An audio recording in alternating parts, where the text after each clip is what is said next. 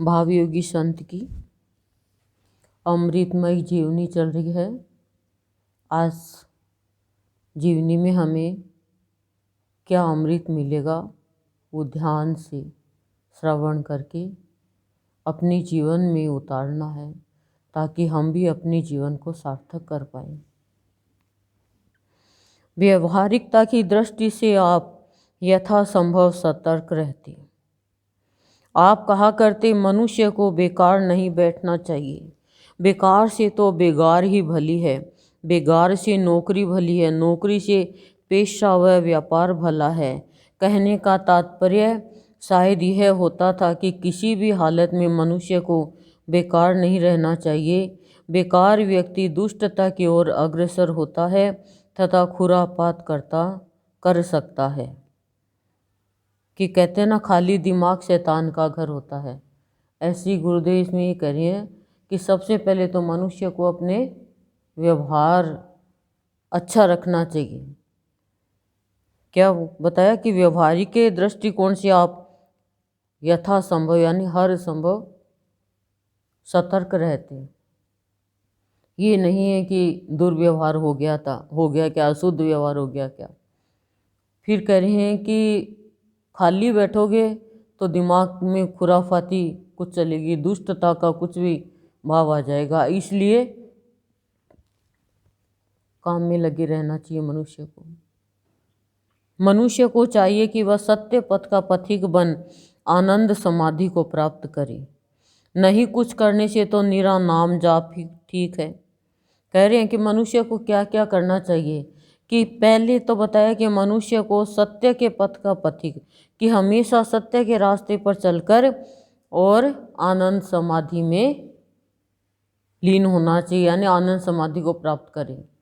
बिना सत्य के रास्ते पर चले वो उसके जीवन में आनंद आ नहीं सकता, क्योंकि सत्य बोलने से आनंद आता है, असत्य बोलने से तो घबराहट हो जाती है।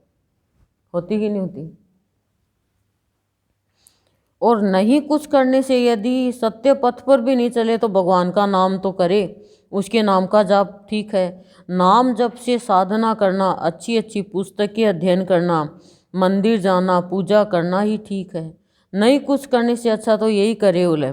इनसे भी अच्छा है कि सच्चे भाव व विश्वास से इष्ट की शरण में जाए, सच्चे दिल से उसे पुकारे, उसी के हो जाए, उसी के होकर रहे, उसी को याद करते करते जीवन निभाए। इनसे भी अच्छा है कि सत्संग करे, सद्गुरु के शरण में बैठे, सत्य को पहचाने, अपने आप को पहचाने, स्वयं को पहचाने, आनंद समाधि की अवस्था को स्थायी रूप से प्राप्त करे। आप धर्म का पालन सच्चाई से करते। आप कहा करते सत्य धर्म तो सच्चाई है, इससे बढ़कर और कोई धर्म नहीं।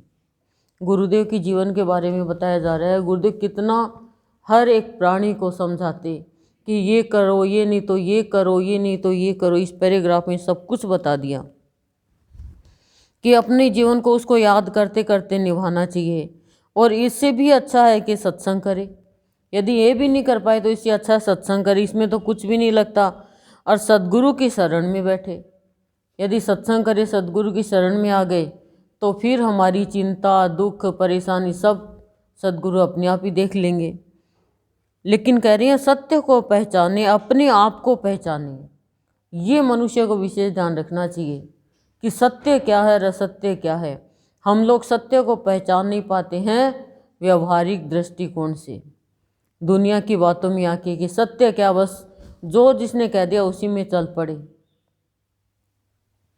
और स्वयं को पहचाने। फिर गुरुदेव कह रहे हैं तब मनुष्य की आनंद समाधि की अवस्था को स्थायी रूप से प्राप्त करें। जब इतना कोई काम करेगा तो उसकी आनंद की समाधि लगी रहेगी। संसार में रहेगा, गृहस्थी में रहेगा, लेकिन आनंद समाधि लगी रहेगी। फिर कह रहे हैं गुरुदेव क्या करते, धर्म का पालन सच्चाई से करते। ये नहीं दिखावा था गुरुदेव के पास में। यदि गुरु के पद चिन्हों पे हम चलें तो हमें भी ऐसा ही जीवन बनने को हम तैयार रहना चाहिए कि मुझे भी ऐसा ही जीवन बनाना है मेरा, ताकि मैं भी अमर हो जाऊं। मृत्यु के मुंह में जाने की तैयारी तो कर ही रहे थे। सत्संग में आके जब ये ज्ञान होता है तो फिर मनुष्य कभी भी गलत व्यवहार, गलत काम नहीं करता, समय को निरर्थक नहीं गंवाता। गुरुदेव कहा करते, सत्य धर्म तो सच्चाई है, इससे बढ़कर और कोई धर्म नहीं। हिंदू धर्म, इस्लाम धर्म, ईसाई धर्म, बौद्ध धर्म, जैन धर्म इत्यादि तो मानवकृत धर्म है कि सत्य धर्म ही सच्चाई है। बाकी ये जो हिंदू, मुस्लिम, सिख, ईसाई ये तो मनुष्य ने बना दिए। वे समय के अनुसार पैदा हुए, पनपे और फैले। सच्चा धर्म सिखलाता है सच्चाई, दूसरों की भलाई, दीनहीन के प्रति दया इत्यादि। सच्चा धर्म स्थायी है, वह समयानुसार, स्थानानुसार बदलता नहीं। संगियों के साथ वार्तालाप में मग्न हुआ आपने बतलाया, ध्यान रखो। अपने संग यानी साथियों, जिसका संग था, उनको गुरुदेव ने बताया। वार्तालाप में मगन जिस दिन हो जाते, उस दिन बहुत ही अच्छी अच्छी बातें बताते गुरुदेव। जीवन निर्वाह कैसे हो, और कौन सा जीवन? मानव जीवन का निर्वाह शांतिपूर्वक, सत्यपूर्वक और मस्त कैसे रहा जाए, ये सब गुरुदेव ने अपने जीवन काल में, जो भी गुरुदेव की शरण में आया उनको ये पाठ पढ़ाया गुरुदेव ने। कितनी अच्छी बात बता दी, बताओ। संसार में किसी के पास बैठे तो ये बात बताए क्या? संसार में रहे तो कहीं ये काम करो, वो काम करो, ऐसा करो, वैसा करो, इससे बदला लो, उससे बदला लो, इसको मारो, इसको काटो, ये कमाई करो, वो कमाई करो, इसी में लगाए रखते हैं। लेकिन गुरुदेव ने एक पैराग्राफ में कितना कुछ जीवन को जगाने का और पाठ पर बता दिया। संगियों के साथ वार्तालाप में मगन हो आपने बतलाया, ध्यान रखो, मानसिक शांति किसी भी कीमत पर अशांति में न बदलने पाए। इस चीज़ का विशेष ध्यान रखो, मानसिक शांति अशांति में कभी भी नहीं बदल पाई। कितनी बड़ी बात कह दी। और मानसिक यानी मन की शांति अशांति में कब बदलती है? जब मनुष्य कोई गलत रास्ते पर चलता है, गलत व्यवहार करता है, गलत काम करता है, या परिवार में सोचता है कि ये हो गया, वैसा हो गया, चिंता हो गई, कर्ता बन जाता है खुद, तो मन की शांति भंग हो जाती है। हमने कुछ चाहा और वो नहीं मिला तो मन की शांति भंग हो गई। अभिमान के कारण मन की शांति भंग होती है, क्रोध के कारण मन की शांति भंग होती है, ईर्ष्या के कारण मन की शांति भंग होती है, और मोह के कारण मन की शांति भंग होती है। संतों को देखो, बच्चों को देखो, वो शांत रहते हैं एकदम, कभी अशांत होते ही नहीं। कर्तापन का अभाव आ गया, मन अशांत हो गया। और विशेष है मनुष्य के अनेक चाह, इच्छाएं कभी भी शांत नहीं रहने देगी। संतोष का भाव शांति देता है, संतुष्टि का भाव शांति देता है। लेकिन मनुष्य ये ले कहाँ से? देने वाला तो संत है। दूसरों के गुणों को देखो, क्या कह रहे हैं? अवगुणों को, गुणों को देखो, साथ ही साथ अपनी बुराइयों व कमियों को देखो। वाह, ये क्या सौदा हो गया। यहाँ तो दूसरों में अवगुण बुराई देखते हैं, खुद की अच्छाई देखते हैं, बुराई छुपा देते हैं। तथा उन्हें दूर करने का प्रयास जारी रखो। मनुष्य के बाह्य रूप की पूजा न करो, पूजा करो उसके गुणों की, वाणी की, भाव की, आदर्शों की। ये क्यों कहा? बाहर के शरीर की तो लोग पूजा करने लग गए और उसकी जगह गुण लिया ही नहीं जो गुरुदेव अब गुरुदेव जो बता रहे हैं ये गुरुदेव के तो गुण हैं, ये गुरुदेव के गुण कोई ले नहीं रहा, गुरुदेव के गुण कोई ग्रहण ही नहीं कर रहा और बस गुरुदेव की पूजा में लग गए। तो उस पूजा से क्या फायदा?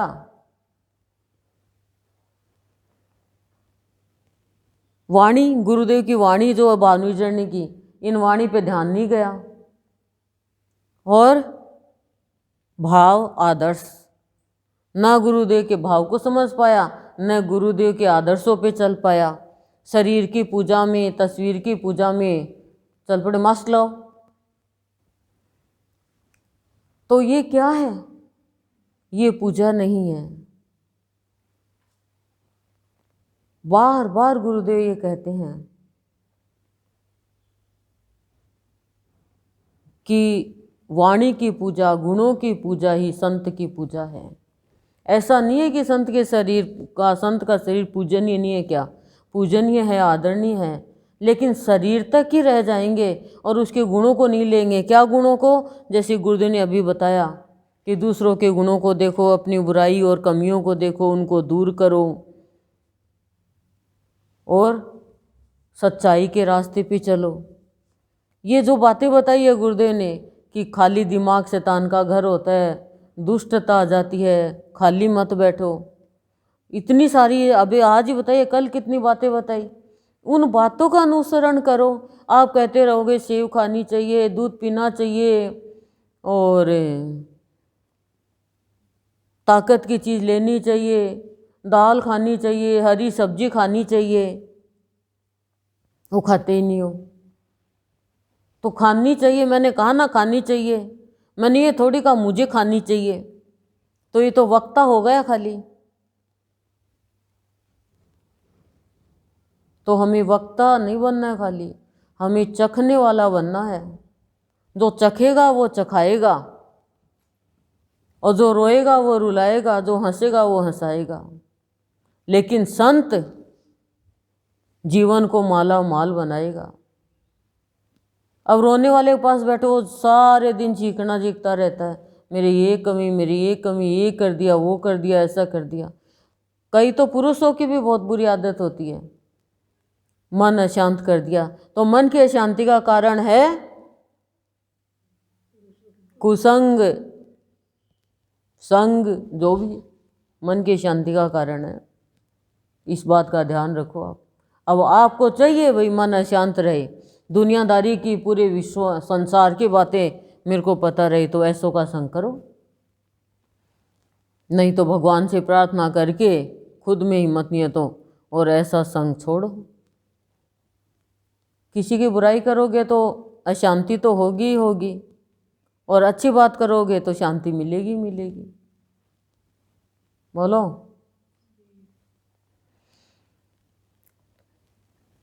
आप कहते कौन? मनुष्य से घृणा न करो, घृणा करो उसके अवगुणों से। अब ये बात हम मानते नहीं है। हम तो हमें ये नहीं पता कि मनुष्य से घृणा करनी है या घृणा करो उसके अवगुणों से, उसके अवगुणों से घृणा करनी है। हम तो मनुष्य से घृणा करने लग जाते हैं। और क्या मिलेगा घृणा करेंगे तो? मन अशांत होगा, दुखी होगा, चिंतित होगा।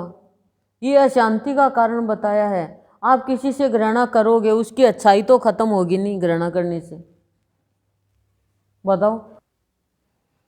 आप कहते यानी गुरुदेव कहते प्रकृति से खेल कोई भी खेल सकता है, बशर्ते खेलने वाले का इष्ट के प्रति पूर्ण विश्वास हो, शरणागति का पूर्ण भाव हो। प्रकृति के साथ भी खेल खेल सकते हैं कि प्रकृति में बरसात होने वाली है उसको भी रोक सकते हैं, प्रकृति में तूफान आ रहा है उसको भी रोक सकते हैं, और बरसात नहीं हो रही है तो बरसात करा भी सकते हैं। और ये गुरुदेव बाबा ने किया अपने जीवन काल में। लेकिन कब किया, कैसे किया? इष्ट पर पूर्ण विश्वास, शरणागति का पूर्ण भाव कि प्रभु मैं तेरी शरण में हूं। बस हम शरण में तो गए नहीं किसी के, हम अपनी भी शरण में नहीं है तो भगवान की शरण में तो जाएंगे ही क्या। अन्य किसी को नुकसान न होता हो या ऐसा विचार न हो, मतलब प्रकृति को बस में करने के गुण बता रहे हैं। इष्ट पर पूर्ण विश्वास, शरणागति का पूर्ण भाव, और तीसरा पॉइंट अन्य किसी को नुकसान न होता हो या ऐसा विचार न हो, किसी को भी नुकसान पहुंचाने का विचार नहीं हो।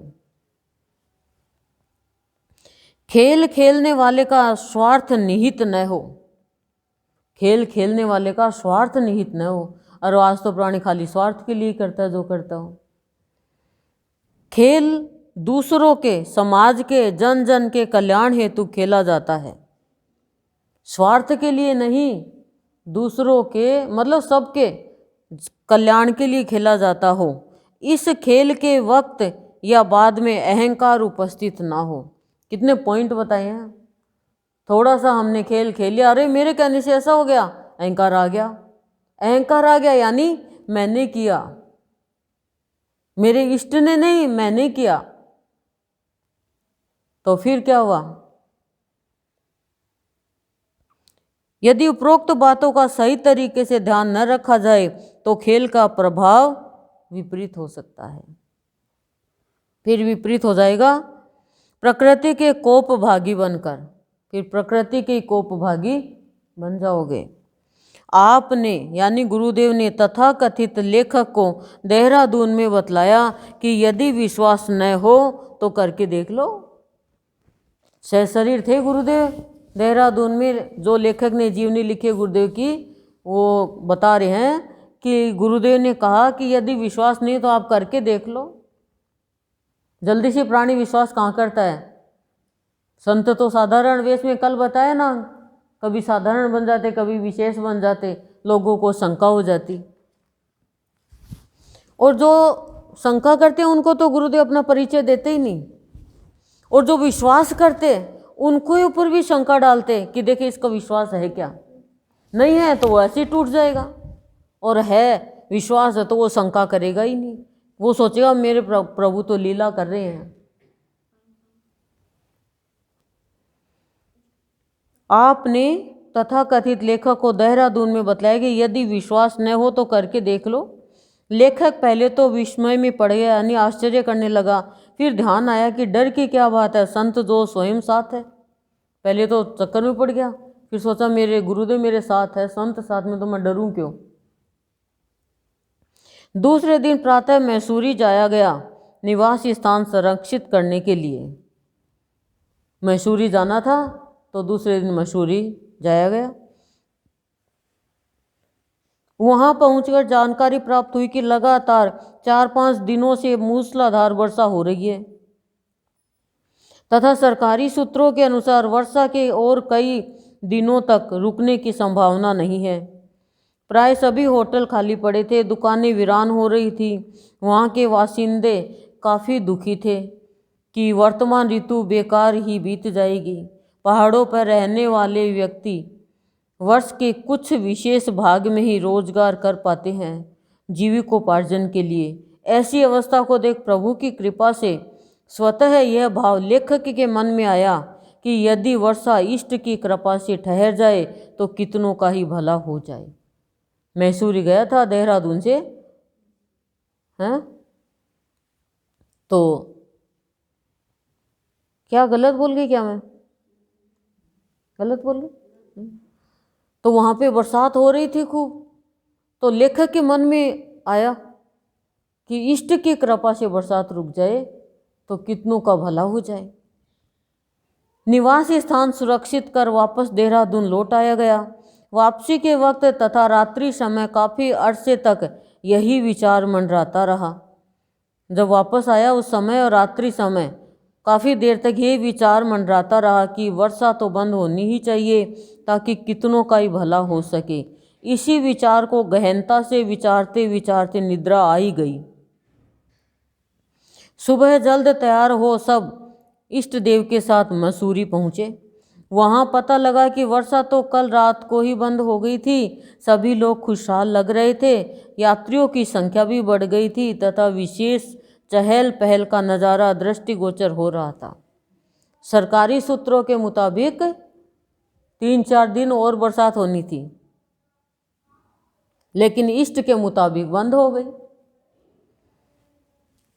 तथा विशेष चहल पहल का नज़ारा दृष्टिगोचर हो रहा था।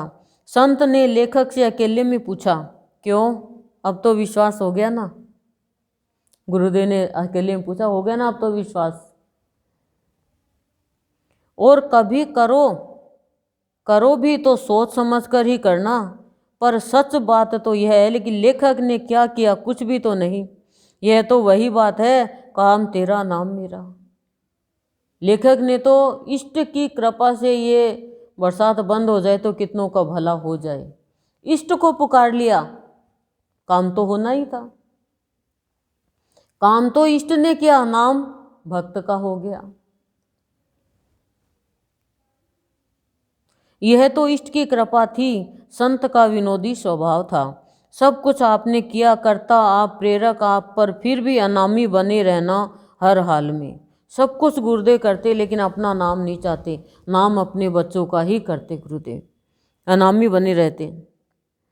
बड़े मजे की बात है, करता कौन, नाम किसका। यह तो इष्ट की महती कृपा ही है। कौन सा कार्य पूर्ण नहीं हो पाता, साथ ही साथ अहंकार भी पास फटकने नहीं पाता।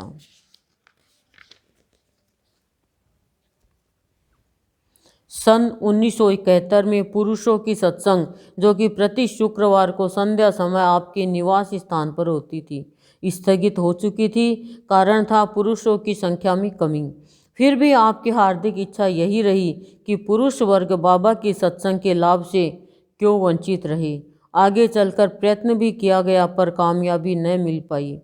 शायद बाबा की यही इच्छा थी, पर आपकी प्रेरणानुसार जो शुभ कर्म आपके सशरीर रहते न हो सके, वही कार्य सुंदरता व नवीनता का भाव लिए आपके सूक्ष्म शरीर के सम्मुख कार्यान्वित हो रहे हैं।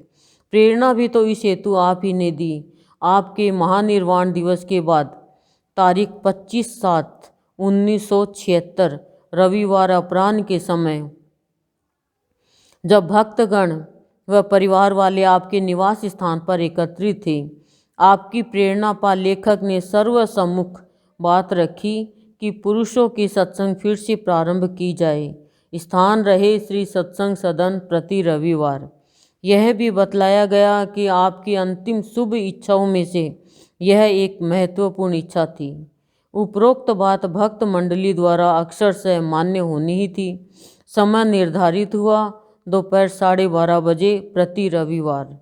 पुरुष वर्ग की प्रस्तावित सत्संग का कार्यक्रम सदन पर यह बात सदन के पदाधिकारियों के सम्मुख रखी गई। सद्गुरु की इच्छा अमान्य हो प्रश्न ही नहीं उठता था। स्थान बना इस हेतु सदन के ऊपर का कक्ष, जहाँ स्त्रियां साधारणतया नहीं बैठती है। संत के सम्मुख जब यह बात आई थी तो उन्होंने अपने एक भक्त श्री गौरी शंकर झुंझुनवाला से आगे कहा था कि यदि वे पुरुषों की सत्संग का भार अपने कंधे पर ले आगे बढ़े स्थायी रूप से, तो बाबा की कृपा से तो उक्त भक्त को 7 पीढ़ियों तक धन का अभाव न सताएगा। फिर दे दिया आशीर्वाद। पहले एक को दे दिया कि साधना कक्ष बनाएंगे, तो उसको दे दिया कि 7 पीढ़ी तक तेरे धन का अभाव नहीं रहेगा। अब फिर दे दिया। इस हेतु उपरोक्त बात को ध्यान में रखते हुए इस भक्त से ही बात फिर से कही गई और उन्होंने कुछ अरसे तक इस जिम्मेदारी को निभाया भी। पुरुष भक्त मंडली को, जो संत के निवास स्थान पर अच्छी संख्या में मौजूद थी, प्रस्तावित सत्संग की बात बतला दी गई। संत की इच्छानुसार भावभीनी सत्संग का 1 अगस्त 1976 रविवार से शुभारंभ हो गया, जो आज तक नियमित रूप से चल रहा है, अनवरत काल तक चलता रहेगा संत की कृपा से, ऐसा दृढ़ विश्वास है। इस सत्संग में नियम व अनुशासन से भाग लेते हैं। देखो, सत्य के काम में कोई आगे बढ़ता है और फैलाता है तो वास्तव में इसमें जो पॉइंट है गुरुदेव ये करेंगे, 7 पीढ़ी तक धन खत्म नहीं होता है। इतना होता है जिसके सिर में बाल है वो भी कम है, इतना भी धन है गुरुदेव के जो कार्य के उन भक्तों के थे, क्योंकि बढ़ोतरी होती जाती है। ये मतलब विशेष बात है, लेकिन हर कोई नहीं समझ पाएगा इस चीज़ को। साधारण प्राणी मतलब साधारण प्राणी नहीं समझ पाएगा। साधारण प्राणी की बुद्धि कहाँ तक होगी? धरती तक। और विशेष होगा उसकी बुद्धि तो धरती से बहुत ऊपर उठी रहेगी। वो चलेगा धरती पे, लेकिन धरती से 2-3 कदम ऊपर चलेगा वो। यानी वो नीचा कुछ सोचेगा ही नहीं, वो ऊपर का ही सोचेगा। अब हमारी बुद्धि पर निर्भर है कि हम उसे लाभ कितना उठा पाते हैं।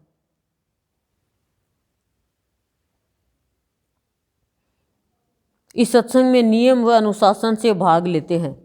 उनका नाम है सर्वश्री नंद किशोर सराफ, कन्हैयालाल सरावगी, परमेश्वर लाल मिश्रा, रमेश कुमार गनेड़ीवाल, अरुण कुमार गनेड़ीवाल, पुरुषोत्तम शर्मा, अनंत शर्मा, दिनेश शर्मा, ये गुरुदेव के बेटे हैं।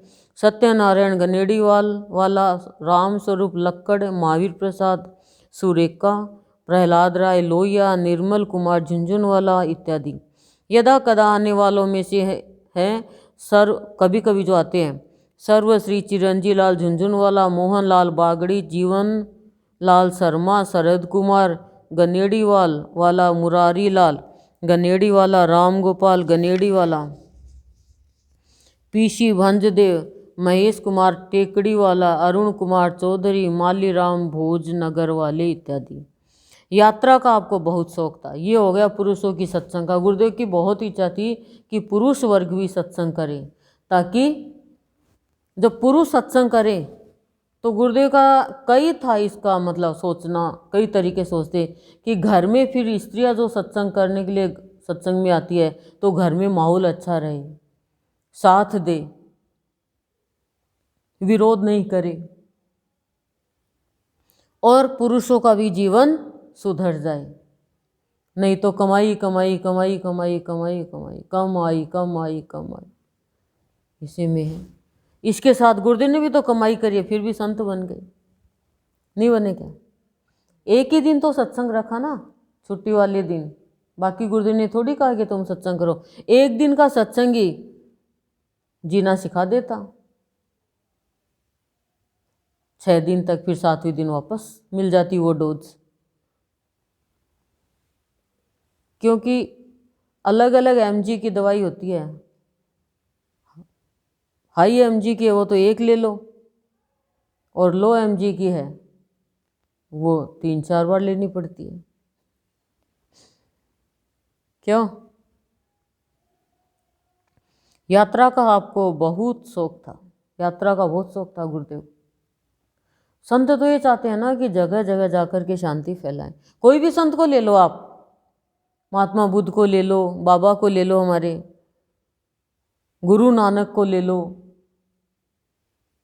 कितने भी संत हुए हैं, सब घूमते रहे हैं, घूमते रहे हैं जगह जगह शांति के लिए। भारतवर्ष के भिन्न भिन्न विशिष्ट स्थानों का भ्रमण आपने किया। किसने? गुरुदेव ने। तीर्थ स्थान, धार्मिक स्थान, प्राकृतिक स्थान, शिक्षण स्थान इत्यादि आपके लिए विशेष महत्व रखते थे। क्या? तीर्थ स्थान, प्राकृतिक स्थान, शिक्षण स्थान, शिक्षण स्थान और बस तीर्थ, धार्मिक, प्राकृतिक और शिक्षण, 4 स्थान विशेष महत्व रखते थे। जिन स्थानों का भ्रमण आपने किया उनमें उल्लेखनीय है काश्मीर, मसूरी, शिमला, नैनीताल, दार्जिलिंग, बद्रीनाथ, हरिद्वार, ऋषिकेश, काठमांडू, पशुपतिनाथ, उत्तराखंड, महाबलेश्वर, पुरी, कन्याकुमारी, रामेश्वर धाम, मथुरा, वृंदावन, राजगृह, देवघर, द्वारिका धाम, ओखा, दक्षिणेश्वर, बेलूर, नवद्वीप, बम्बई, मद्रास, दिल्ली, हैदराबाद, बेंगलोर, विशाखापट्टनम, रांची, मंडरेला, झुंझुनू, रानीगंज, झरिया, घाटशिला, राजगढ़, पिलानी, देखो पिलानी भी है, जयनगर, जनकपुर धाम, जमशेदपुर इत्यादि सब जगह घूम लिए। विदेश की भी इच्छा थी गुरुदेव की जाने की, पर वो पोस्टपोन्ड हो गई। आप जहाँ भी गए प्रकृति का अवलोकन किया, जहाँ भी गए प्रकृति का अवलोकन किया। और हम जहाँ भी जाते हैं वहाँ क्या लेके आते हैं? वहाँ की कोई चीज़ लेके आते हैं। हाँ यही है हमारा, तो इन चीज़ों पे ध्यान रहता। देखो कोई वो जाएगा ना बिजनेसमैन, वो देखेगा हाँ यहाँ पे गुलाब ज़्यादा है, गुलाब का बिजनेस करना चाहिए। होटल में रुकेगा, यहाँ कमाई ज़्यादा है, होटल का बिजनेस करना चाहिए। ऑटो में बैठेगा, ऑटो 10 ऑटो का बिजनेस तो कर ही लूँगा, उसका माइंड उसी में ही जाएगा। गुरुदेव का ये नहीं है कि मत जाए, माइंड नहीं जाएगा, जाए, लेकिन प्रकृति का भी अवलोकन करो। कितना सुंदर, कितने सुंदर पहाड़ है, झरने हैं, मतलब प्रकृति का सौंदर्य जब सुबह सुबह भी कोई निहारता है तो तारों को भी देखते रह जाते हैं। लेकिन इतना ही है बस, पानी केरा बुलबुला अस मानस की जात, देखत ही छिप जाएगा ज्यों तारा। रट लिया कि पानी केरा बुलबुला अस मानस की जात, कि पानी में बुलबुला होता है, यही मनुष्य की जात है। बुलबुला उठा, फूट गया, देखते छिप जाएगा जो तारा प्रभात। तो क्या अहंकार करता है? तारे हैं, सूरज के आते ही गायब। इतनी जिंदगी है खाली, इतनी जिंदगी। हे भगवान, आज का दिन मुझे पूरा दिन दिया तूने, और मैंने तेरे को कितना याद किया, मैंने कितनों का भला किया, कितनों का दिल दुखाया, कितनों को खुशी दी। आज का दिन गया। 2022 के कितने दिन गए हैं? 12 गए। अभी तो है घंटा कुछ बाकी। 1 मिनट में ही तो जीवन परिवर्तन हो जाता है। एक ही शब्द बोला था कि तू जिसके लिए इतना पाप कर रहा है, क्या वो तेरे पाप के भागी बनेंगे क्या? जा पूछ किया तेरे घर वालों को। पलट गया जीवन, पलट गया, और हमारा जीवन उलट गया। सोचो आप, हम वहां बैठे हैं, उस स्थान पर बैठे हैं जो चारपाई कभी भी चरमर होके टूट जाएगी, ऐसी चारपाई पे बैठे हैं। और सत्संगी स्वर्ग में बैठे हैं। वो भगवान अटूट है, कभी टूटने वाला नहीं है। वो शिक्षा देता है कि तारों के जैसी जिंदगी मत जियो, पानी के बुलबुले के जैसी जिंदगी मत जियो। तुम्हारे से कुछ अच्छा होता है तो ये मत सोचो कि तुमने अच्छा किया। पानी केवल तिनका बहता, पानी ऊपर गया, तिनका ऊपर गया, मैं ऊपर गया, नीचे आ गया, ले धड़ाम। प्रभु तूने कराया, मैंने किया, तूने कराया। थोड़ी सी अच्छी इच्छा रखो, थोड़ी सी भी, भगवान उसको 100 गुना कर देंगे। और खराब रखोगे, भगवान पूरी नहीं करेंगे। मान लो आप में से कोई बैठी है और ये मेरा बुरा चाहेगी, तो क्या मेरा बुरा कर सकते हैं क्या? सोच भी लोगे तो बुरा नहीं होगा, पाप ही लगेगा, क्योंकि मेरे सिर के ऊपर मेरा भगवान है। मुझे सनाथ उसने बनाया है, मुझे कोई मेरे माता पिता ने सनाथ नहीं बनाया, मुझे कोई मेरे शरीर के साथियों ने सनाथ नहीं बनाया। मेरा श्रृंगार मेरे भगवान का है। शरीर के पति का श्रृंगार तो है भी, मिट भी जाए, भक्ति का चूड़ा पहना है। और जो ऐसा श्रृंगार हो जाता है उसका तो अलौकिक अद्भुत श्रृंगार हो जाता है। आपको कुछ भी करना तो अपने इष्ट को बोलो, पर इष्ट एक होना चाहिए। इष्ट ही कष्ट मिटाता है, नहीं तो काष्ठवत जीवन जी के काष्ठ में जल के भस्म हो जाता है। काठी तो होती है लकड़ी, वही तो जलाते हैं।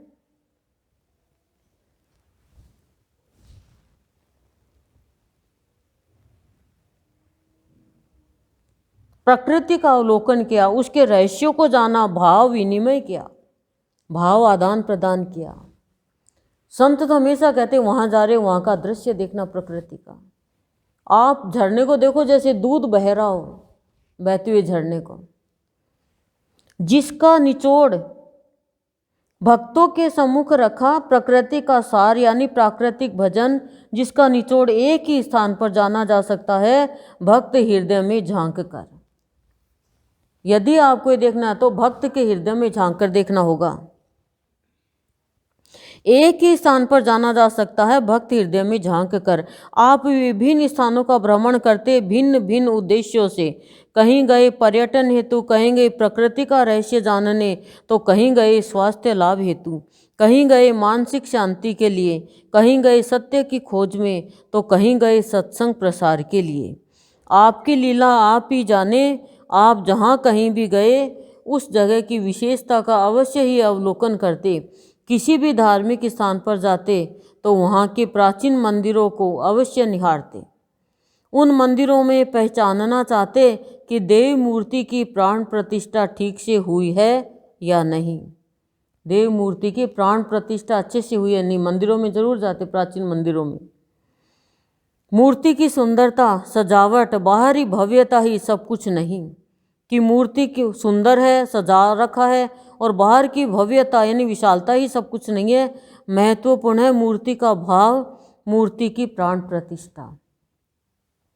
मंदिर के लिए करें कि जाते तो देखते मूर्ति के प्राण और प्राण प्रतिष्ठा महत्वपूर्ण है। ये नहीं है कितने सुंदर कपड़े पहना रखे हैं, भव्य है, सजा रखा है। ये आप जानने को बेचैन रहते कि मूर्ति की प्राण प्रतिष्ठा किसी उच्च संत महात्मा के द्वारा हुई है या नहीं।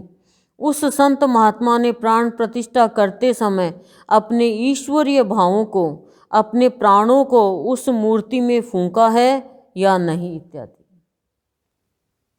संत महात्मा से तो प्राण प्रतिष्ठा कराता ही कौन है? हम तो पंडितों को बुला लेते हैं, वो मंत्र जाप करते हैं, चलो गेहूं में दबा देते हैं। इससे नहीं होती है प्राण प्रतिष्ठा, तो प्राण फूंकने पड़ते हैं। मंदिरों में खड़े होने पर आपको अनुभव होता है कि उक्त देव मूर्ति आपसे वार्तालाप करना चाहती है, कर रही है, अतः आप भी बात करते करते उसी के प्रेम भाव में मगन हो जाते। जब पुराने मंदिरों में जाते तो मूर्तियाँ गुरुदेव से बात करती थी और गुरुदेव भी उनमें ही खो जाते। तीर्थाटन के दौरान आपने बातचीत की सूक्ष्म रूप से, भाव विचार से, नैनीताल में नैना देवी से, कन्याकुमारी में कन्याकुमारी व शिव से, बद्रिकाश्रम में भगवान बद्रीश से, हरिद्वार में गंगा जी से, द्वारिका धाम में द्वारिका नाथ से, दक्षिणेश्वर में माँ काली से इत्यादि। सबसे बात की जहाँ भी गए, वहाँ मंदिरों में, भगवान तीर्थ जहाँ भी गए, सबसे बात की मूर्तियों से। क्योंकि हमारे लिए मूर्ति है, उनके लिए तो प्राण प्रतिष्ठा हो गई, तो प्राण चल रहे हैं तो बातचीत होती है। आप कहा करते मंदिर में केवल जाने से या मूर्ति पूजने से विशेष लाभ नहीं है। खाली मंदिर जाने से, मूर्ति की पूजा करने से विशेष लाभ नहीं होएगा। हमें उसके भाव को समझना है, ग्रहण करना है। मूर्ति के भाव को समझना और ग्रहण करना है हमें।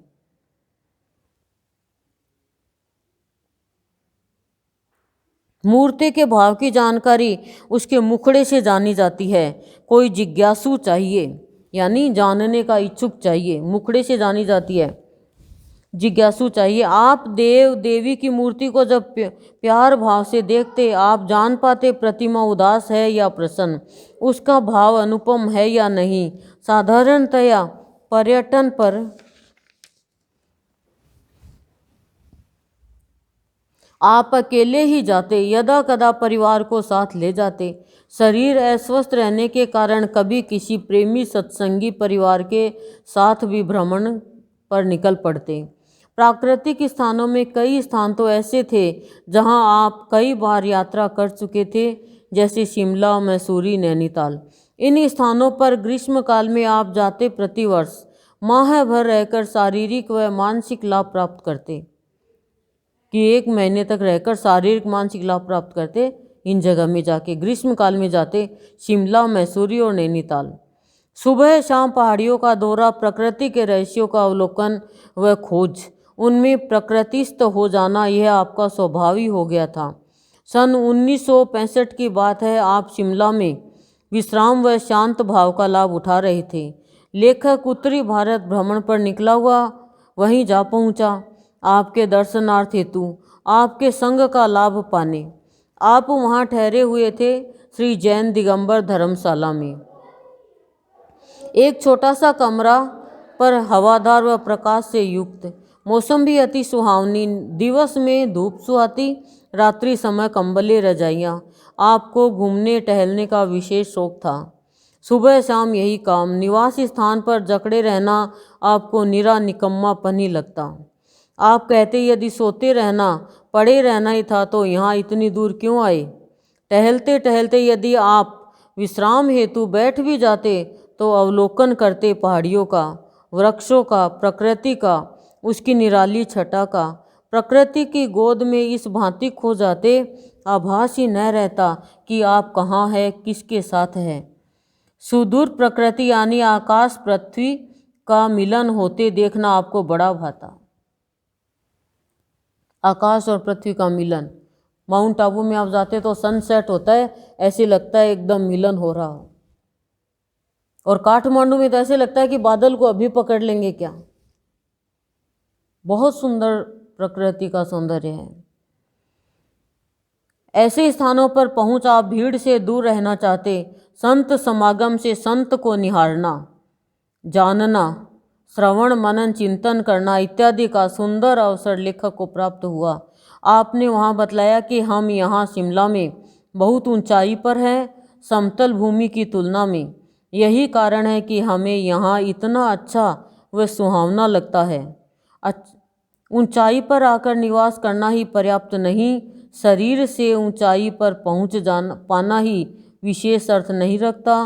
भाव विचार से ऊंचे उठकर रहना कहीं अधिक महत्वपूर्ण है। कि ऊंचाई के स्थान पर चले जाओ, हिल स्टेशन पे कोई विशेष महत्व नहीं है। शरीर की हाइट ऊंची है तो ये विशेष महत्व नहीं है, विशेष महत्व है भाव विचार से ऊंचे उठना। आप साधारण सी बातों के दौरान बड़ी सहज भाव से सरल शब्दों में अत्यंत गूढ़ बातें सर्व सम्मुख रख देते। यह आपकी सदा ही विशेषता रही कि बात करते करते, व्यवहार करते करते गूढ़ बात बीच में कह जाते। लेने वाले ले लेते और साधारण प्राणी है उनके लिए वो बात की कोई वैल्यू नहीं थी। सन 1972 की बात है, आप कलकत्ता से मैसूरी गए। हरिद्वार, ऋषिकेश, बद्रीनाथ, देहरादून होते हुए यात्रा में सम्मिलित थे सुश्री दुलारी देवी सुरेखा, कौशल्या देवी जालान, चंदा देवी झुंझुनवाला, लेखक व कुछ नन्हे बच्चे भी साथ। प्रथम पहुँचे हरिद्वार, वहाँ निवास स्थान बना एक धर्मशाला। आप वहाँ सर्वदा प्रसन्नचित्त रहते, आनंदमयी वाणियाँ सुनाते व भाव राज्य में विचरते रहते। प्रकृति से लदी वह भूमि, वह स्थान अति मनोरम, अति रहस्यमय, अति शांत, चारों तरफ हरियाली ही हरियाली, आनंद ही आनंद, शांति ही शांति, निर्मल वातावरण, ओम ओम ओम की झंकार। वहाँ सुबह शाम हरि की पेड़ी पर डटकर स्नानादि, वार्तालाप, माँ गंगा के ममतामयी मुखड़े का दर्शन। वहाँ से जाया गया ऋषिकेश, जहाँ से प्रस्थान किया गया बद्रिकाश्रम की ओर। हरिद्वार में आपने माँ गंगा से साक्षात्कार किया, पुत्र भाव ले, माँ के मुखड़े को निहारा, अपनापन पाया, स्नेह पाया, आनंद पाया, शीतलता पाई, गदगद हो भाव विभोर हो गए। माँ की गोद में छिप से गए, मानो खो ही गए। यहाँ से बड़े बद्रिकाश्रम की ओर, ऋषिकेश से पीपल कोठी, श्रीनगर, गोचर, रुद्रप्रयाग, कर्णप्रयाग होते हुए तब जोशीमठ और अंत में पहुँचे बद्रिकाश्रम। भगवान बद्रीश के धाम पड़ाव डाला गया एक धर्मशाला में। संध्या 4:40 पर भगवान बद्रीश विशाल के मनोरम दर्शन, संध्या आरती रात्रि 8 बजे। हजारों की संख्या में भक्तगण विद्यमान, भगवान के दर्शनार्थ स्वयं भगवान प्रतीक्षा करते हुए। कैसा सुंदर समन्वय, कैसी अनोखी झांकी, एक साकार दूसरा निराकार, दुनिया की दृष्टि में भिन्न भिन्न। कि गुर्दे तो साकार रूप थे और बद्रीश भगवान निराकार में थे। संत इच्छुक अपने सखा बद्रीश से मिलन हेतु आया है, वार्तालाप करने, भाव विचार विनिमय करने, श्रोता वक्ता बनने, छवि निहारते ही बनती, विचारते ही बनती। मिलन पश्चात पूर्ण विश्राम, उधर मंदिर के पट बंद, इधर आनंद घन यानी हमारे गुर्दे भी गुदड़ी में समाये। चारों तरफ बर्फ ही बर्फ, भीषण ठंड। दूसरे दिन सोमवार तारीख 1 जून 1970 प्रातः 8 बजे भगवान बद्रीश विशाल से संत का पुनः मिलन और तब विदाई। प्रस्थान कर वापस पहुँचे ऋषिकेश और तब हरिद्वार। संध्या बेला फिर आडटे हरि की पेड़ी पर। संत का माँ से पुनर्मिलन, दोनों निहाल, दोनों प्रसन्नचित्त। तत्पश्चात पूर्ण विश्राम। यहाँ से चलकर देहरादून होते हुए मैसूरी पहुँचे विश्राम हेतु, प्रकृति अवलोकन हेतु। बद्रिकाश्रम से अभी यात्रा चालू हो गई गुरुदेव की। कहाँ कहाँ गए देखो। बद्रिकाश्रम से लौटते वक्त मार्ग में आपने अपनी कार को रुकवाया और लघु शंका दूर करने के लिए सड़क के किनारे बैठ गए।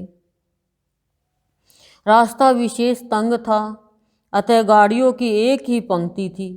बद्रिकाश्रम से लौटते समय गुरुदेव ने अपनी कार रुकवाई और लघु शंका दूर करने के लिए सड़क के किनारे बैठ गए। लेकिन रास्ता इतना तंग था, गाड़ियों की एक ही पंक्ति थी, पीछे की सब गाड़ियां रुक गई। आप जो ही सड़क के किनारे बैठे वेग से नीचे पहाड़ी की ओर लुढ़क गए।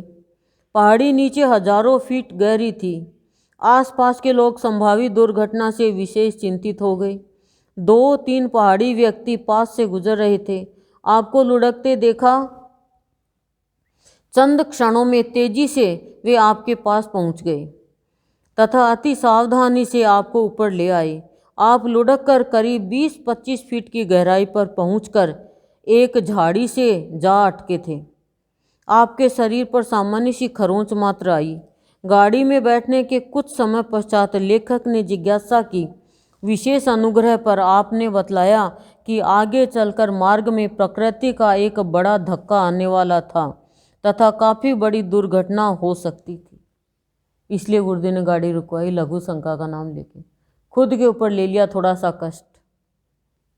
इतना भयंकर कष्ट आने वाला, 20-25 फीट खाई में गिर गए। देख लो, प्रकृति का वह धक्का आपने अपने ऊपर ले लिया था ताकि अपने भक्तों को, अन्य जनों को बचा लिया जाए। ऐसा ही होता है संतों का।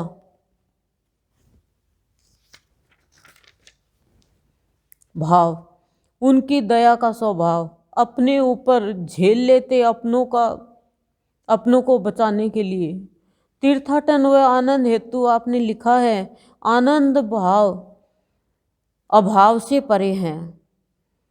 आनंद तो किसी किसी भाग्यशाली को ही प्राप्त होता है। आनंद के लिए कहीं जाना नहीं, वह तो तेरी विचारधारा में है। गुरुदेव कह रहे हैं, आनंद के लिए आप लोग कहीं जाओगे तो भी आनंद तो विचारधारा के अनुकूल ही मिलेगा। यदि विचारधारा ही आपकी खराब है तो आप कहीं अच्छे से अच्छे स्थान पे चल जाओ, आपको आनंद नहीं मिलेगा, आपके घुटन ही होगी। आनंद के लिए कहीं नहीं जाना, वह तो तेरी विचारधारा में है। कुटिया बनाना नहीं, कुटिया तेरे शरीर के कोने कोने में है। तीर्थ तेरा शरीर है और चारों धाम नख शिख में है। देखो, बहुत अच्छी बात बता रहे हैं गुरुदेव कि शरीर को मामूली चीज़ मत समझो। मनुष्य शरीर को क्या कह रहे हैं कि कुटिया बनाने की जरूरत नहीं है, कुटिया तो तेरा शरीर है, कोने कोने में। कुटिया तेरे शरीर के कोने कोने में है, तीर्थ तेरा शरीर है। देखो क्या कह रहे हैं, क्या है? तीर्थ है ये शरीर, और चारों धाम नख शिख में है, चारों धाम। ठीक है, अब ध्यान से सुनना, चारों धाम कहाँ कहाँ पर है हमारे शरीर में। द्वारिका तेरा मुंह है, कि ये द्वारिका है ना, ये मुंह है, ये द्वारिका का धाम है। इसलिए कहते हैं मुंह से हमेशा अच्छी वाणी बोलनी चाहिए, जहाँ से शब्द बाहर निकलते हैं। पूरी तेरा हृदय, जहाँ जगन्नाथ विराजमान है। बद्रिकाश्रम तेरा मस्तक, जहाँ ज्ञान के हिमालय से प्रेम की गंगा बहती है। मस्तक क्या है? बद्रिकाश्रम। हृदय क्या है? जगन्नाथ धाम, पूरी मतलब। और द्वारिका क्या है? मुंह है। और रामेश्वरम तेरे चरण है, जो तेरे नहीं प्रभु पदत है। ये रामेश्वरम के चिन्ह है। नख से शिख तक बता दिया।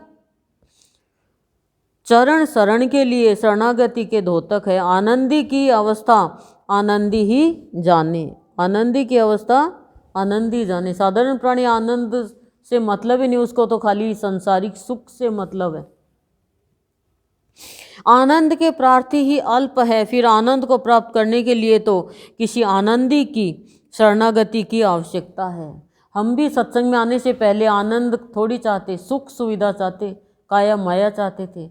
आनंद का तो अब पता चला कि आनंद से बढ़कर कुछ भी नहीं है, और आनंद मनुष्य की विचारधारा में है। विचारधारा अच्छी है तो वो प्रतिकूल स्थिति में भी आनंद ले लेगा, और विचारधारा खराब है तो अनुकूल में भी वो दुखी रहेगा। इस बात का ध्यान रखना। और सत्संग में आके भावधारा से विचारधारा बदलती है। प्रश्न उठता है, आनंद कहाँ? यह तो प्रकृति के कण कण में व्याप्त है। आनंद कहाँ? प्रश्न है तो कह रहे हैं प्रकृति के कण कण में व्याप्त है आनंद। अब आनंद कहाँ है ये देखना, आनंद कहाँ है? आनंद खेल में, क्रीड़ा में, योजना में, लक्ष्य प्राप्ति में। प्रारंभ से अंत तक आनंद ही आनंद। खिलाड़ी आनंद से आया है, आनंद के लिए आया है और एक दिन आनंद धाम को ही लौट जाएगा। आनंद वाणी में, प्राणी में, पृथ्वी के कण कण में, प्रकृति की कृति में, यदि व्यक्ति का मन स्वीकार करे। आनंद सब में है, लेकिन यदि व्यक्ति का मन स्वीकार करे। ऋषि मुनियों ने खोजा, उन्हें मिला आनंद। भजन में, चिंतन में। कोई कहे तुम भजन गाते हो क्या आनंद आता है? अरे भजन से तो वजन कम होता है, इसीलिए तो हम 2 भजन तो रोज गाते ही गाते हैं। भजन से वजन, कौन सा वजन? ये नहीं है आपका शरीर का वेट कम हो जाए भजन से मन का वजन कम होता है, दिमाग का वजन कम होता है, यानी चिंता खत्म होती है, दुख खत्म होता है। भजन में खो जाओ आप। भजन में तो भगवान भी नाचने लग जाते हैं, जो कोई खोकर भजन गाता है। तो आज खिला कल मुरझाया, यह तो शाश्वत क्रम है। आनंद खिलने का उपासक है, मुरझाना तो परिवर्तन का संकेत है। सुख की धुन क्या है? आनंद खिलने का उपासक है, मुरझाना तो परिवर्तन का संकेत है। अरे मुरझाना तो है ही, फूल खिला है तो मुरझाएगा। जीवन मिला है तो एक दिन शरीर छोड़ के तो ये जा ही जाएगा, संसार छोड़ के जा ही जाएगा। आत्मा है, परमात्मा अंदर निकल जाएगी। लेकिन आनंद तो जन्मसिद्ध अधिकार है हमारा। हम आनंद में तो रहे जितने दिन हम इस शरीर से हैं, उतने दिन तो मुरझाना तो है ही। सुख की धुन है, आनंद की नहीं, तो आनंद की अनुभूति कैसे हो? क्या कहा? सुख की धुन है, आनंद की नहीं, तो आनंद की अनुभूति नहीं होगी। आनंद तो कोई चाहता ही नहीं, पता ही नहीं आनंद चाहिए भी क्या, आनंद मांगे भी क्या।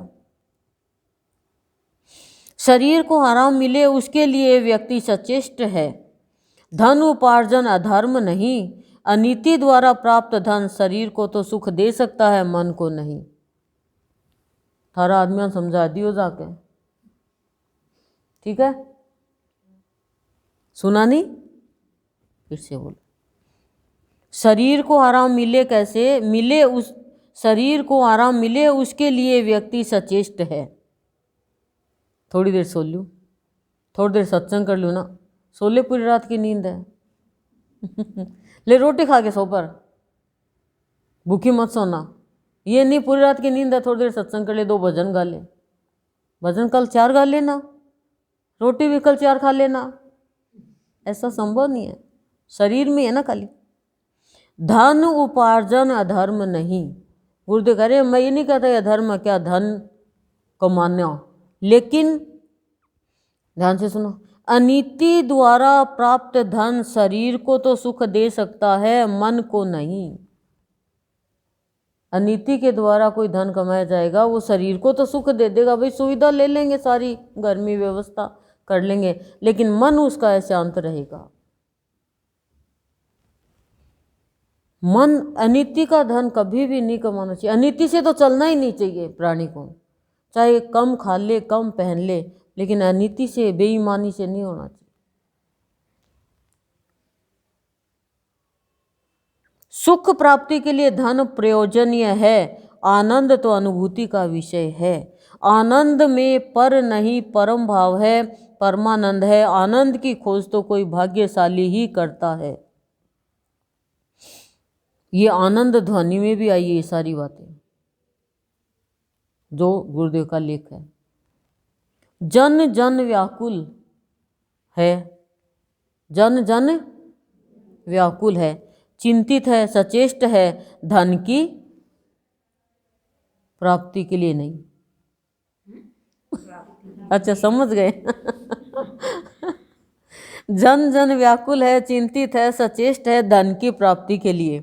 इसमें कोई भी बुराई नहीं। जहाँ तक धन के उपार्जन का प्रश्न है, बुराई है उसके पीछे व्याकुल होने में, उसके पीछे चिंतित रहने में, उसके लिए पागल बनने में।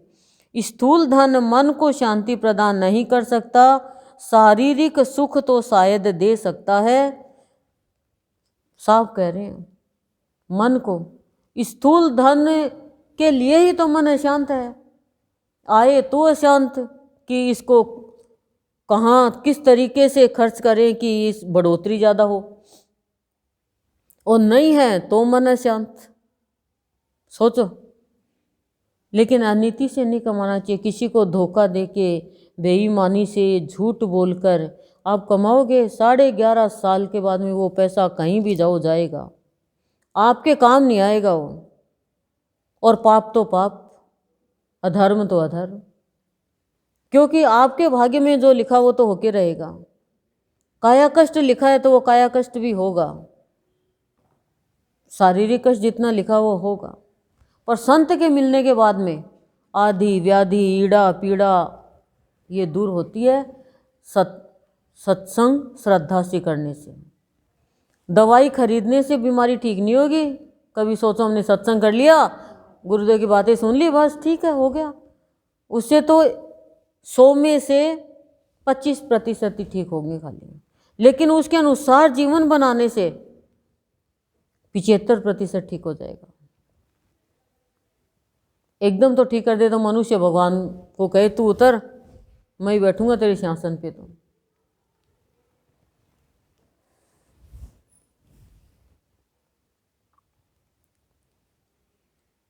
स्थूल धन मन को शांति प्रदान नहीं कर पाता, शारीरिक सुख तो शायद दे सकता है। जब तक मन शांत व निर्मल नहीं, स्थूल धन का पा जाना व्यर्थ सा ही है। सूक्ष्म धन ही धन है यथार्थ में। परिवार में रहने वाले के लिए धन का उपार्जन करना आवश्यक है, पर कितना? कि परिवार में रह रहे हैं उसके लिए धन का इकट्ठा करना तो जरूरी है, पर कितना? कबीरदास जी की वाणी में, साईं इतना दीजिए जामे कुटुंब समाए, मैं भी भूखा ना रहूं साधु न भूखा जाए। आप कहा करते असीमित स्थूल धन एकत्र कर लेना किस काम का? अधिक धन अत्यधिक चिंता का प्रदाता होता है। सर्वदा चिंता मन को घेरे रहती है, अधिक धन कैसे एकत्र करें? देख लो, साफ कह रहे हैं गुरुदेव, कहीं न कहीं तुम्हारे मन में तो ये बात आई है, कहीं यह धन चला न जाए, कोई इसे चुरा न ले इत्यादि।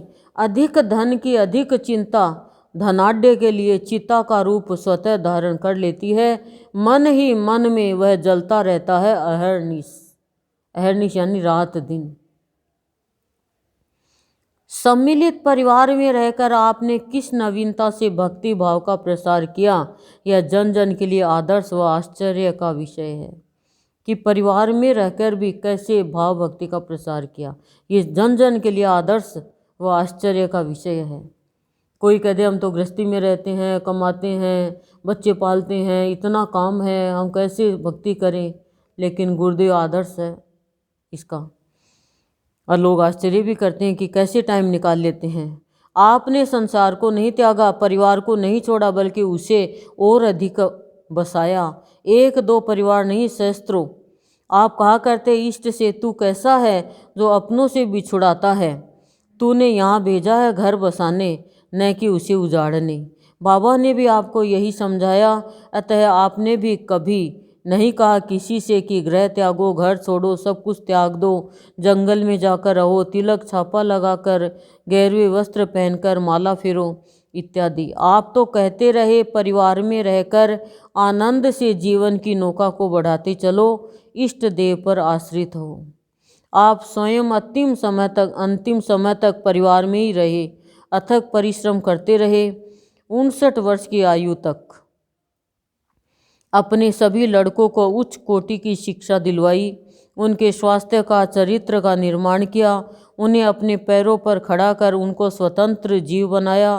परिवार की हर सामान्य इच्छा पूर्ण करने का सतत प्रयास किया। इसका विशेष कारण शायद यह था कि आप स्वयं पितृ सुख से अल्पावस्था में ही वंचित हो गए थे। गुरुदेव की छोटी उम्र में पिता चले गए थे। यदि कहा जाए बस इतना ही परिवार वालों का आपको पूर्ण सहयोग न प्राप्त हो सका, यदि कहा जाए बस इतना कि परिवार वालों का आपको पूर्ण सहयोग न प्राप्त हो सका तो अतिशयोक्ति न होगी।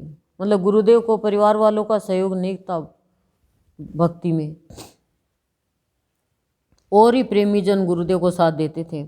शरीर त्यागने के कुछ अरसे पहले से ही आप अपने परिवार में खुशहाल रहा करते, नाम मात्र ही। थोड़ी खुश थे परिवार में बस, शरीर त्यागने के कुछ अरसे पहले। साधारण सुख सुविधाएं भी प्राय नसीब न हो पाती स्वास्थ्य सुधार की दृष्टि से, भोजन व शारीरिक विश्राम हेतु। कि साधारण सुख सुविधा भी प्राय नहीं मिलती गुरुदेव को, नसीब नहीं हो पाती स्वास्थ्य सुधार की दृष्टि से, भोजन व शारीरिक विश्राम हेतु। पारिवारिक असुविधाएं सहते रहे चुपचाप, किसी से जिक्र तक न करते, पर समझने वाले समझ ही जाते। आप चिंता क्यों करते, सुविधा मिली तो ठीक, असुविधा हुई तो भी ठीक। आप अपने हाल में रमे रहते। आपके लिए तो खून के रिश्ते वाले ही केवल परिवार के सदस्य न थे, बल्कि पूरा सत्संगी समुदाय व प्रेमी जन भी आपके परिवार के अभिन्न अंग थे। अपनी धर्म पत्नी माता जी को शरीर त्याग के कुछ समय पूर्व इस बात से भली भांति आगाह कर दिया था कि चूंकि आपके कार्य पूर्ण हो चुके थे तथा परिवार को उनकी यानी माता जी की जरूरत अधिक थी, वे कतिपय वर्षों तक परिवार के साथ रहेगी। पहले ही बोल दिया था अपनी धर्मपत्नी को। सत्संगी परिवार पर आपको भरोसा था, प्यार के लिए, भाव के लिए।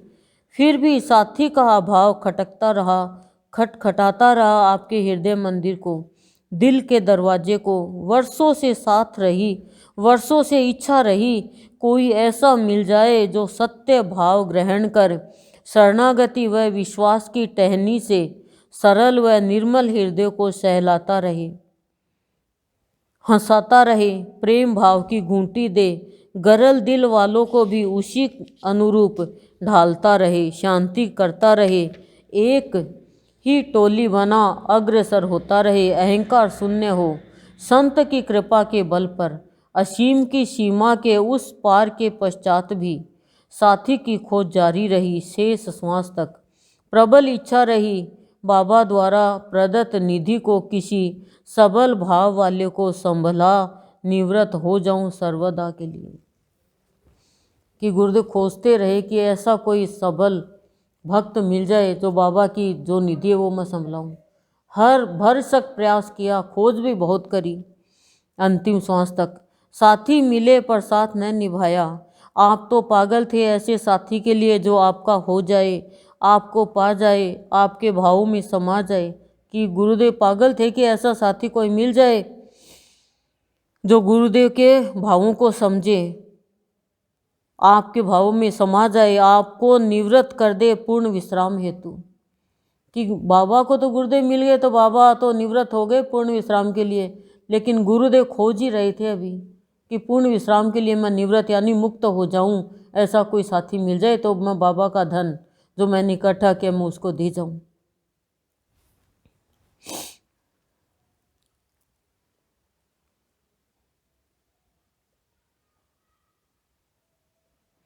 ऐसा साथी जो आपके भावों को हृदयंगम कर पाए, उन्हें प्रेम भाव से वितरण करता रहे सर्व कल्याण हेतु, उन्हीं के अनुरूप अपना जीवन यापन करे। साथी तो किसी साथी ने आपको बनाया ही नहीं था, साथी तो किसी साथी ने आपको बनाया ही नहीं था, साथी तो किसी साथी ने आपको बनाया ही था, पर आप चाहते कि कोई आपका भी साथी हो, आपको साथी माने वह साथ निभाए, यह काल में यानी इस लोक में, भविष्य में तो अवश्य ही। जिस संत का साथी बलदेव उसे अवश्य ही साथी मिला होगा, साथ निभाने साथी की कृपा से हमें ज्ञात नहीं, क्योंकि कोई मिला ही नहीं तो ज्ञात कहाँ से होगा। जैसे गुरुदेव मिल गए तो बाबा ने तो कह दिया, पर मिला होगा तो कह रहे हमें ज्ञात नहीं। जानना हमारा कार्य भी नहीं, साथी जाने अपने साथी को, साथी के नाम को, साथी के काम को हमें क्या। हम तो नवजात शिशु है साथी के, संत के, हमारी अनभिज्ञता हमें मुबारक। हम तो संत के हैं सीना तान कर कहते हैं। ये क्या बात हुई। हम तो संत के हैं सीना तान कर कहते हैं। अरे तो संत खोज रहा है ऐसा साथी कि भाव फैलाए, भविष्य में सबको खुशियाँ दे। वो साथी क्यों नहीं बन पाए? क्यों अनभिज्ञ रहे संत की भक्ति से, संत के भाव से? कब तक हम शिशु बने रहेंगे? कब तक हम बच्चे बने रहेंगे? जिसको सत्संग करते हुए मान लो 1 साल हुई, 2 साल हुई, 3 साल हुई तो बच्चा है, लेकिन जिसको 10 साल भी हो गई वो भी बच्चा ही है क्या? अपने धन को क्यों नहीं संभालता? बच्चा ही बना रहेगा। ठीक है बच्चे तो है, लेकिन शादीशुदा है, एज बढ़ रही है और बच्चे के बच्चे हो गए, फिर भी कहे मैं तो तेरा नन्हा सा छोटा सा बच्चा हूँ। ये क्या बात हुई? ऐसे थोड़ी चलेगा। बच्चा है तो फिर शादी क्यों करी? अब तो तू बच्चों का बाप हो गया। ठीक है संतान है, लेकिन भक्ति में बच्चे बने रहोगे तो अपने धन को कब संभालोगे? बालिग बनो, अब तो मैच्योर बनो। अब तो हम तो संत के हैं सीना तान कर कहते हैं, अवगुण मेरे बाप जी बख्शो गरीब निवाज, जो मैं पूत का पूत हूँ तऊ पिता को लाज। सब गुरुदेव के ऊपर ही। जैसे हैं जिस हाल में हैं तेरे ही रहेंगे, तू माने या न माने इसकी परवाह भी तुझे ही। हम तो मस्त है हस्ती लुटाई बैठे हैं अपने हाल पर, यह सोच सोच कर शायद प्रत्यक्ष नहीं तो न सही स्वप्न में तो हमें एक बार अपना मान ही लेगा। हाँ कह ही दे बस।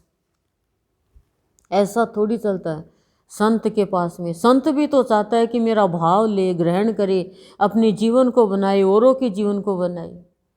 ये तो एक साधारण सी बात हो गई कि संत हम तेरे हैं, अवगुण मेरे बाप जी बख्शो गरीब निवाज, कि तू मेरे अवगुणों की तरफ मत देखना और नहीं बख्श देना अवगुण हो तो। ये क्या बात हुई? ठीक है ये भाव में कहा जाता है, लेकिन संत भी तो चाहता है कि कोई साथी मिले। विवेकानंद मिला रामकृष्ण परमहंस को, दे दिया सारा। क्योंकि जब एक को संत देता है, भगवान देता है, तो वो एक सबको चलाता है। ऐसा कोई नहीं मिला जो सबको चलाए। बस बच्चे बने रहे, अपना दुख दर्द दूर करते रहे, तो संत की तो इच्छा ही रह गई। दुनिया कहती है स्वप्न झूठा होता है, झूठा मान ही कहाँ कह दे। कम से कम ना तो न कहे शिष्य का दिल टूट जाएगा, टूटे दिल के टुकड़े भी तुम्हें ही बटोरने होंगे और फिर जोड़ने भी होंगे। साथी साथी तू कहता रहे, कहता फिर कौन परवाह करता है तेरी? तेरी हस्ती ही क्या है? तू तो मीरा है, भूल गया कब का जो हो गया। यह भूल भुलैया अब अच्छी नहीं, पर क्या करें तू छलिया जो ठहरा। साथी जो ठहरा किसी साथी का, क्या विश्वास तेरे विश्वास का। स्थूल में शायद हाँ न कह सका, सूक्ष्म में तो कह दे कोई जान भी न पाएगा। जान पाएगा लेखक कह रहा है अपने मन की बात, जान पाएगा सिर्फ तू यदि साथ निभाने की बात को भूलकर भी सोच पाओ तो हमें भी इतला दे देना। लोग तुझे साथी कहते हैं, कैसा साथी? साथी शरीर का, शरीर का। पर तू तो चल दिया एकदम अकेला, ऐसा ही साथ निभाना सीखे। शर्म से भी परे जो ठहरे, कुछ कहना भी तो व्यर्थ, बिन कहे रहा भी तो नहीं जाता। तू तो प्राणों का साथी, फिर कहने की आवश्यकता उपादेयता सोचते हो। व्यर्थ के दिखावे से तेरा क्या हाथ लगेगा? व्यर्थ के दिखावे से तेरे क्या हाथ लगेगा? साथी न सही कह दे साथ ही, इतना कहते भी नहीं बनता। कंजूस जो ठहरा, मक्खी चूस जो बना बैठा है। स्वयं जब ऐसे फिर हमसे आशा कैसी? कंजूस के साथ हम मक्खी चूस। बन जा अब भी साथी, पीछे पछताएगा इससे भी सस्ता सौदा। क्यों कर खोजता फिरता है, तुझे शायद और कोई कार्य है ही नहीं। कैसा लापरवाह है तू, फिर भी तेरी ये हरकतें हमें बेहद पसंद।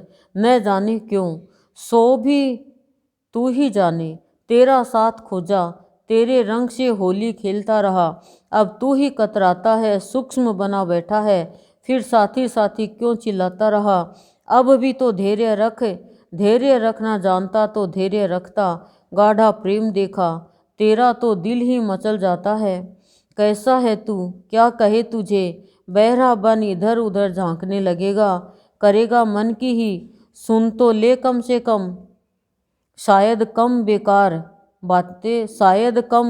बातें हो, शायद कोई पसंद आ ही जाए, ना भी आए तो तेरा क्या बिगड़ेगा, ये बातें बंद करूं यही, नहीं तो शायद नाराज हो जाए तू, ना ना नाराज नहीं, शायद तेरे ना का राज ही खुल जाए, समझ गया समझाया जो तूने, तू चुप रहे मैं भी प्रयास करूंगा। लेखक गुरुदेव को कह रहा है ये सारी बातें कि कुछ तो बोल, लेकिन ऐसा साथी चाहिए संतों को, भगवान को, कि उनका भाव फैलाए, उनकी भक्ति फैलाए, हर एक प्राणी को उनके भावों से जगाए। ये है उनकी निधि। गुरुदेव ने दे भी दिया तो अपने स्वार्थ साधने में लग गए हो, तो अहंकार आ गया, तो गुरुदेव पात्र देख के ही तो देते ना, न पात्र नहीं है तो नहीं देंगे, किसी को भी नहीं दिया। बाबा ने देखा पात्र गुरुदेव को दे दिया, रामकृष्ण परमहंस ने देखा विवेकानंद को दे दिया।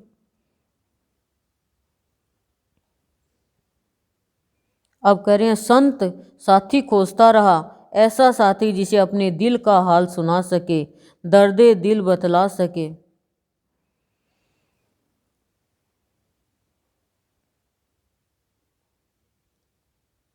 संत ने चाहा ऐसा साथी जो उसके भाव विचार प्रेम वाणी व आदर्शों को ले आगे बढ़ सके। संत ने कैसा साथी चाहा बता दिया, ऐसा साथी चाहा जो उसके भाव को विचार को प्रेम को वाणी व आदर्शों को ले आगे बढ़ सके। साथी मिले या स्वार्थी मिले, स्वार्थ में ही लगे रहे, सिद्धि से खेलने लगे, अहंकारी जान पड़े, कोई शरीर का साथी, कोई स्वार्थ का साथी, कोई विकारों का साथी।